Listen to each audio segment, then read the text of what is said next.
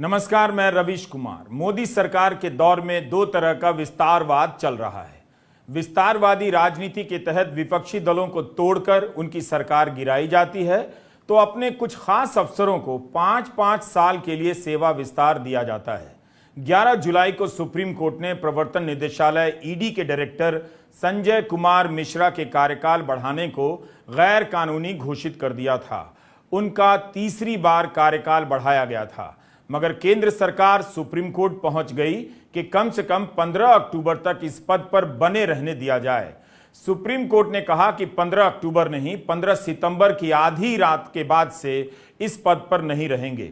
इस केस को सुनते हुए जस्टिस BR गवई ने पूछा था कि यदि एक अफसर नहीं है तो काम ही नहीं होगा।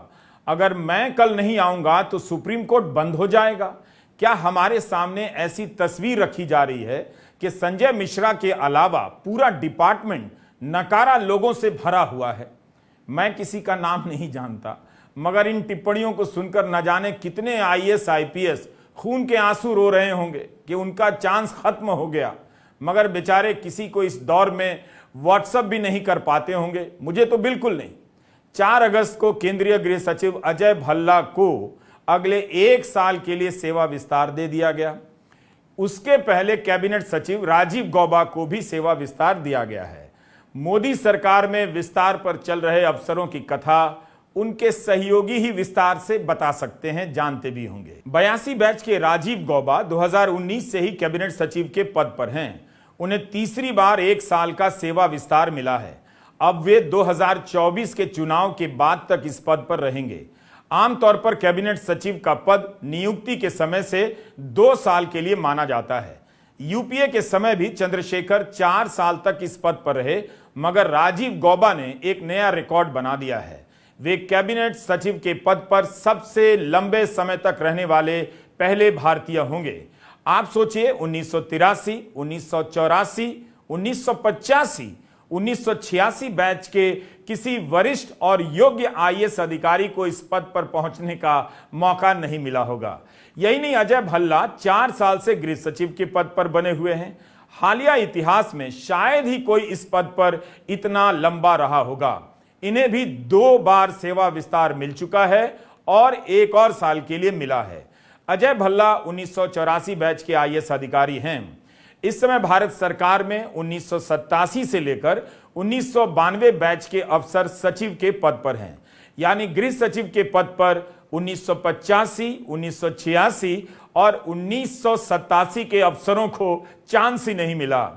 यूपीए का टाइम होता तो 5-5 साल से कैबिनेट सचिव और 4 साल से गृह सचिव के पद पर खास अफसरों को बिठाए रखने को लेकर कई IAS अफसर अच्छी अंग्रेजी में लेख लिख रहे होते, जिससे यूपीएससी की तैयारी करने वाले छात्र तो जरूर पढ़ रहे होते। आमतौर पर ऐसे जागरूक अफसर हिंदू और इंडियन एक्सप्रेस में लिखा करते थे। कई बैच के अफसर कैबिनेट सचिव और गृह सचिव नहीं बन पाए। ये नुकसान तो हुआ ही उनका। प्रशासनिक सुधार की चिंता में इनके अच्छे लेखों से आप पाठक भी वंचित हो गए, क्योंकि अब ये लिख नहीं सकते हैं। ऐसा लगता है कि आर्टिकल लिखने वाले IAS अफसर काफी सुधर गए हैं। रिटायर होते ही पब्लिक स्पेस से गायब नजर आते हैं। सरकार की आलोचना तो इनसे संभव ही नहीं। यही नहीं, आप एक और चीज नोट करेंगे, बल्कि किसी को रिसर्च करना चाहिए कि 2014 के बाद चुनाव आयोग से रिटायर होने वाले मुख्य चुनाव आयुक्त या चुनाव आयुक्त अखबार में लिख रहे हैं या नहीं, टीवी में इंटरव्यू दे रहे हैं या नहीं, पब्लिक में बोल रहे हैं या नहीं। 2014 के पहले इन पदों से रिटायर होने वाले कितना लिखा और बोला करते थे, उससे तुलना कर सकते हैं आप।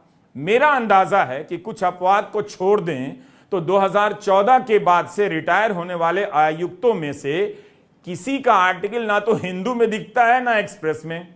जरूरी नहीं कि वे लिखे ही, मगर अब तक परंपरा तो रही है कि इन पदों से रिटायर होने वाले चुनाव आयुक्त चुनावों के दौरान लिखा करते थे, इंटरव्यू दिया करते थे।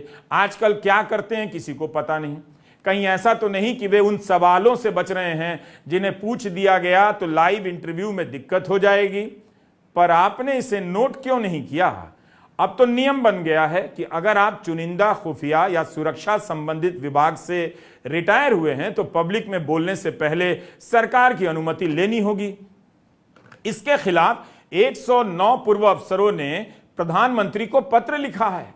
अब रिटायरमेंट के बाद ये लोग अपनी आत्मकथा भी नहीं लिख पाएंगे। कितना बुरा दिन आ गया इनका। सुपर पावर इंडिया बनाने चले थे ये लोग, इन्हें लिखने बोलने का पावर नहीं बचा। अब आगे बढ़ते हैं। 3 महीने से मणिपुर नहीं संभल रहा है, जिसकी आबादी मात्र 32 लाख है, मगर प्रधानमंत्री कहते हैं कि पूर्व की सरकारें होती तो दूध 300 रुपए लीटर मिलता और दालें 500 रुपए किलो। जिस समय टमाटर कई शहरों में 200 से 250 रुपए किलो बिक रहा है और अदरक 380 रुपए किलो तक बिक रहा है, उस दौर में प्रधानमंत्री आपको समझा रहे हैं कि ये जो महंगाई है ये तो कुछ भी नहीं है। पूर्व की सरकारें होती तो कितनी होती। कमाल का लॉजिक है। व्हाट्सएप यूनिवर्सिटी के अंकिल तो मारे खुशी के जमीन पर लौट जाएंगे, कुर्ता फाड़ लेंगे अपना। एक रिपोर्ट के अनुसार जून 2022 से जून 2023 के बीच दूध 10% से अधिक महंगा हुआ है। पिछले 5 साल में दूध करीब 35% महंगा हुआ है। मगर प्रधानमंत्री चाहते हैं कि आप यह सोचें कि पूर्व की सरकारें होती तो और कितना महंगा होता। यही फायदा होता है जब जनता धर्म की राजनीति के असर में सोचना समझना बंद कर देती है। पहले धर्म के नाम पर असुरक्षा का भाव पैदा करो कि हम नहीं होंगे तो आपकी रक्षा कौन करेगा। अब अर्थव्यवस्था के नाम पर असुरक्षा का भाव पैदा करो कि ये जो महंगाई है ये तो कुछ भी नहीं। अगर पूर्व की सरकारें होती तो पेट्रोल न जाने किस भाव पर मिल रहा होता। मेरी समझ से आप घर में एक चार्ट पेपर रखिए, उस पर 2 कॉलम बनाइए। एक का नाम दीजिए मोदी सरकार और दूसरे का नाम दीजिए पूर्व की सरकारें।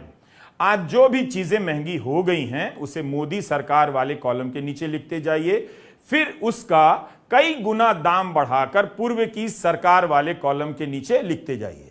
फिर खुद को कोसिए, छाती पीटिए कि आपने कैसे समझ लिया कि अभी जो बीमा का प्रीमियम बहुत महंगा हुआ है, पेट्रोल महंगा हुआ है, स्कूल और अस्पताल की फीस महंगी हो गई है, उसे आपने महंगा समझने की गलती कैसे कर दी। फिर कान पकड़कर उठक बैठक अपने घर में ही कीजिए और जो भी चीज महंगी लगती है उसे परिवार के सामने सस्ती घोषित कर दीजिए। अर्थशास्त्री प्रधानमंत्री नहीं होने का देश को यही सबसे बड़ा फायदा है कि देश भर में 150 से 250 रुपया किलो टमाटर बिक रहा है। जो लोग खरीद नहीं पा रहे हैं वो ऐसे सोचें कि अच्छा है मोदी जी हैं, पूर्व की सरकारें होती तो टमाटर 800 रुपए किलो बिक रहा होता, इसलिए 250 का रेट सस्ता माना जाए। व्हाट्सएप अंकिल तो सोसाइटी के गेट पर कुर्ता फाड़ डांस करने लग जाएंगे।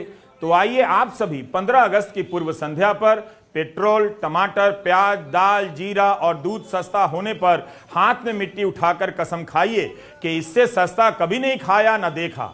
एक सेल्फी लेकर माई बैड लक पर अपलोड कर दें। लोग ने टमाटर खरीदना खाना कम कर दिया है, बंद भी कर दिया है। अमित शाह ने कहा है कि मोदी गरीबों के मसीहा हैं। यही है जो 1 किलो ले जाता था वो पावर ले जा रहा है, और मान लीजिए जो बेचने वाले 25 किलो ले जाते थे वो सीधे 5 किलो पे आ गए। 50 किलो ले जाने वाले 5 किलो ले जा रहे हैं। बिक्री बहुत कमज़ोर है। टमाटर जो यहाँ पे 5-6 गाड़ी आकर बिकती थी वो इस समय 1 गाड़ी भी नहीं आ रहा है। 50 कैरेट आ रहा है, 50 कैरेट आने के बाद उतने ही में धीरे धीरे करके बिक्री हो रहा है। बिक्री मतलब एकदम ना के बराबर है। जिसको ले जाना था चाहिए 50 किलो वो मात्र 5 किलो ले जा रहा है। तो महंगाई से निराश लोगों के लिए गर्व करने का एक नया कार्यक्रम आ रहा है। जल्दी ही उन्हें अपनी हथेली पर मिट्टी लेकर सेल्फी खिंचानी होगी और सरकारी वेबसाइट पर अपलोड करना होगा। मेरी मिट्टी मेरा नमन नाम है इस अभियान का। 2022 में घर घर तिरंगा हुआ था, काफी वक्त हो भी गया है, इसलिए नया अभियान आ रहा है ताकि 250 रुपया किलो टमाटर खरीदने या नहीं खरीद पाने वाले लोग देश से निराश न हो जाएं। 10 साल पहले जब पेट्रोल 70 रुपया लीटर था तब कितना हंगामा होता था। तब मनमोहन सिंह से इस्तीफा मांगा जाता था। मनमोहन सिंह को यह समझ नहीं आई कि कह दें कि 2004 की वाजपेयी सरकार होती तो पेट्रोल 500 रुपया लीटर होता, अभी तो 70 रुपया लीटर मिल रहा है, फिर जमकर वोट भी मिलता। मणिपुर को लेकर सरकार का भी लगता है ऐसा ही कुछ नजरिया है। अब तो कई शहरों में न जाने कितने महीनों से लोग 100 रुपया लीटर पेट्रोल भरा रहे हैं। मुंबई, चेन्नई, कोलकाता में तो मिल ही रहा है। बाकी शहरों में भी रेट 95 से 100 रुपया लीटर है। लोग खुशी खुशी दे रहे हैं ताकि उन्हें यह लेक्चर सुनने को मिल जाए कि भारत दुनिया की तीसरी अर्थव्यवस्था बनने जा रहा है। इस खुशी में अगर आप 100 रुपये लीटर पेट्रोल ना भराएं तो अच्छा नहीं लगता है। जनता ने महंगाई को लेकर बहस छोड़ दी है या मीडिया ने, यह साफ नहीं, क्योंकि जनता वही देख रही है जो मीडिया दिखा रहा है, इसलिए शक दोनों पर जा रहा है।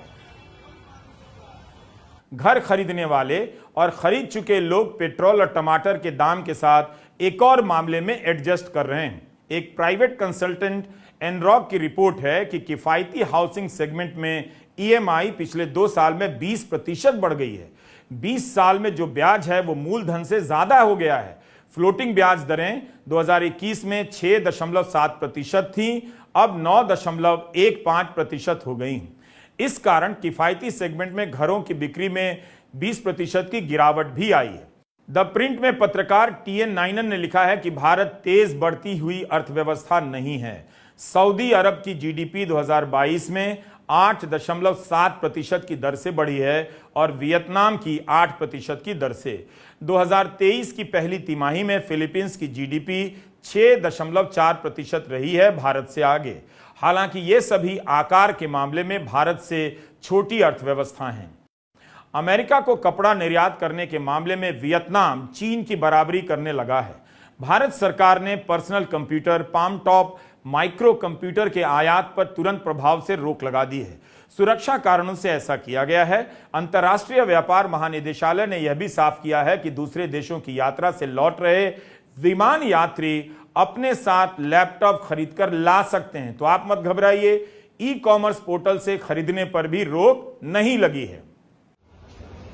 कहा जा रहा है कि इस कदम से चीन प्रभावित होगा, क्योंकि भारत जितना आयात करता है उसका 75% चीन से आता है। यह भी कहा जा रहा है कि इससे एप्पल, सैमसंग, डेल को भारत में पांव पसारने में लाभ मिल सकता है, बशर्ते ये कंपनियां यहां निर्माण करें। ये कंपनियां भी अपना काफी कुछ चीन की फैक्ट्रियों से आयात करती हैं। फाइनेंशियल एक्सप्रेस में टेक हार्डवेयर इंडस्ट्री की राय छपी है कि यह कदम ठीक नहीं है। पहले स्थानीय स्तर पर निर्माण का माहौल बन जाने देना चाहिए था, तब यह रोक लगती। पर्सनल कंप्यूटर बनाने वाली कंपनियों का कहना है कि उन्हें कम से कम 3 महीने का समय मिलना चाहिए। उनका कहना है कि 90% पर्सनल कंप्यूटर का आयात होता है। अचानक रोक लगा देने से उपभोक्ताओं के लिए भी मुश्किल होगी। पर्सनल कंप्यूटर महंगे हो जाएंगे, अभी से ही महंगे होने लगे हैं। हार्ड ड्राइव से लेकर चार्जर तक के दाम बढ़ गए हैं। बाजार में चर्चा है कि इस फैसले से डीलर और स्टॉकिस्ट का मुनाफा कई गुना बढ़ जाएगा और इसका बोझ आम उपभोक्ता उठाएंगे। एक बार जब दाम बढ़ जाता है तब बहुत नीचे नहीं आ पाता है। बाजार से जुड़े एक व्यक्ति ने बताया कि 5-6 साल पहले ताइवान में बाढ़ आई थी। उसके कारण हार्ड ड्राइव की कीमत भारत में 1700 से 8000 रुपए तक पहुंच गई। आज तक 1700 पर वापस नहीं आई, 3000 से लेकर 4000 के बीच रह गई है। तो एक तरह से प्राइस का बेस, आधार बढ़ जाता है। आयातकों के ऐतराज के बाद अंतर्राष्ट्रीय व्यापार महानिदेशालय ने रोक की सीमा 1 नवंबर तक बढ़ा दी है और कहा है कि आयात के जितने भी ऑर्डर हैं 31 अक्टूबर तक पूरे कर लिए जाएं। वहीं यह भी खबर छपी है कि आईटी मंत्रालय के अधिकारियों ने कहा है कि आयात पर किसी तरह का प्रतिबंध नहीं लगाया गया है। फिर आप एडजस्ट भी कर जाते हैं और सोचना छोड़ देते हैं कि आपका पैसा बच क्यों नहीं रहा है। आप तो हर बात से ही आजकल एडजस्ट कर जाते हैं। तो मिट्टी का इंतजाम शुरू कर दीजिए। सेल्फी खिंचानी है और आपसे अपील की गई है, आप सभी को गर्व करना है। पेट भरे ना भरे, गर्व जरूर करें। नमस्कार, मैं रविश कुमार।